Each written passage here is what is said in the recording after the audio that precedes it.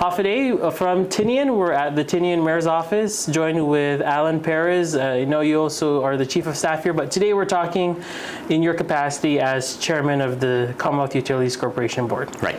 And so we're on Tinian, so we missed that CUC meeting, but we wanted to catch up with you to talk about the latest that's happened then. So I understand CUC voted to petition the CPUC regarding the plans for increased power rates. Correct. Right? So can you just break that down for us? Sure. So, Tomas, actually, this is something that we've been working on for a long time. So the first thing that everybody has to understand is most utility companies will go through a review of their base rate to cover the cost of service, probably every two or 3 years.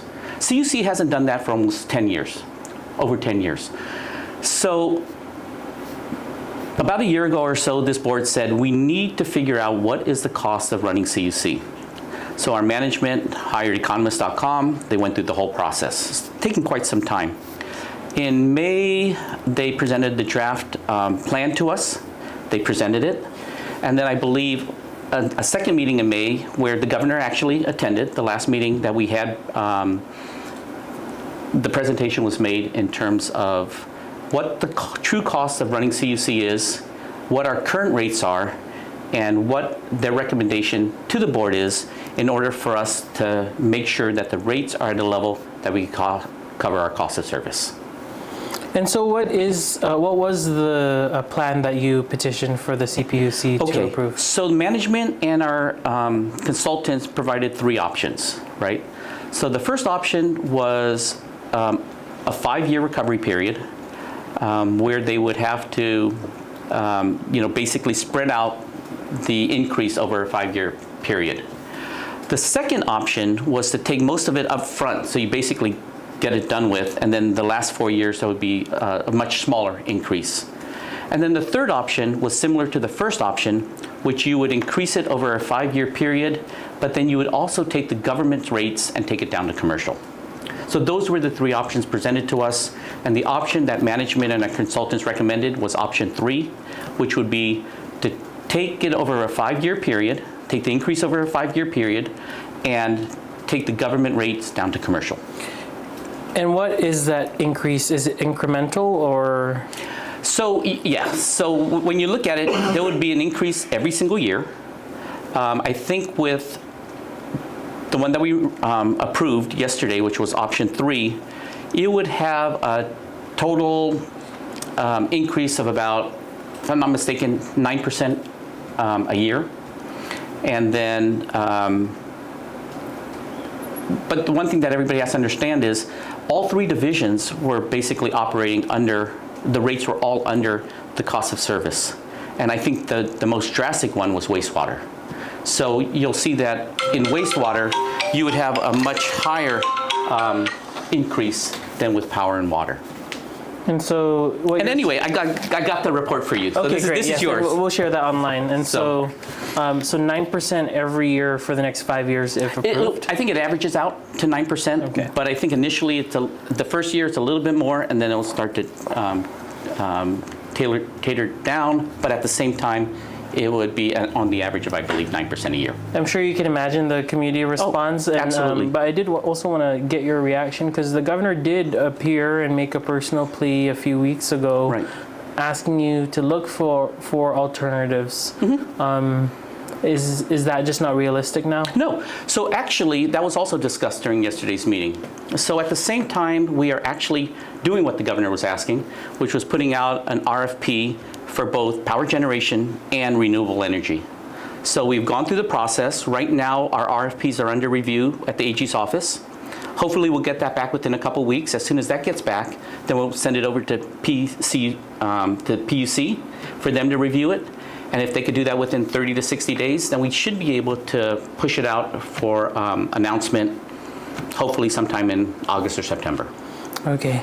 And so the process now is it's in CPUC's court. They just have to Correct. act on it. So, and do you know when they might act on this? Or? So there's a process. So what would happen is we would file an application or petition to PUC for an increase in rates.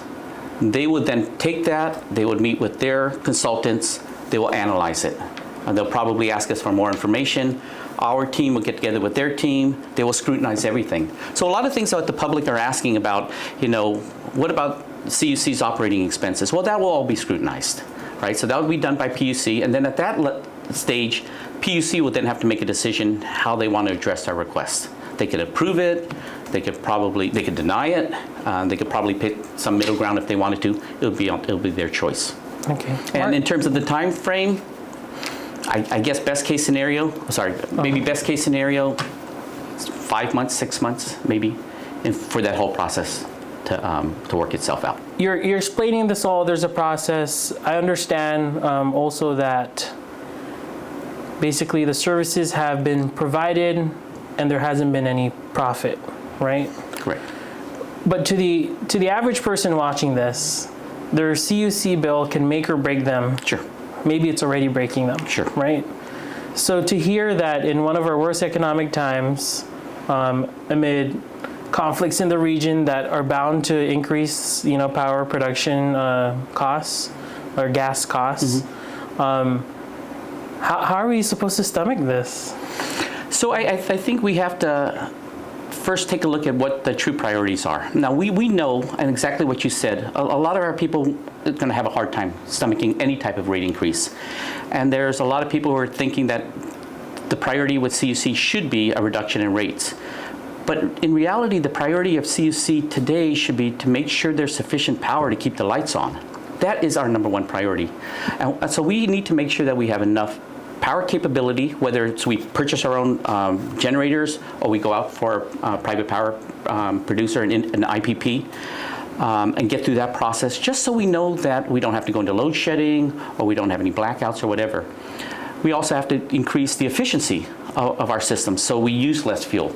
And then the third component, obviously, is the integration of renewables into the system, which takes time. You have to figure out how you're going to integrate it into the grid, which is why we went out for the RFP, so then the companies out there, the industry experts, could present what they believe would be the best plan for CUC.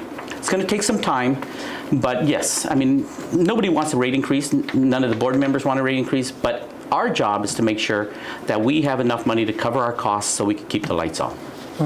And one thing I have heard is that the costs in the CNMI are actually So you got your first 2 pages? Right. Yeah, that's what leads So to this is the assessment that was done. So as it stands today, the CNMI, as difficult as it is for our people, actually have some of the lowest rates within the region. Again, our people feel it. They believe the rates are still too high. But again, the goal for us at CUC is let's make sure that we have enough power. Let's make sure that we avoid load shedding, we avoid blackouts and everything like that. And then let's find a way to integrate the renewable energy.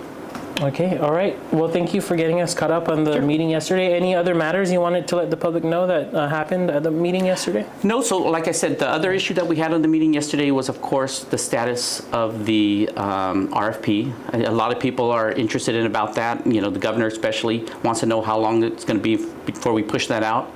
And we do want to report that we have completed it. We are now going through review. Hopefully we'll get it through the AG's office and PUC quickly, so then we could put it out.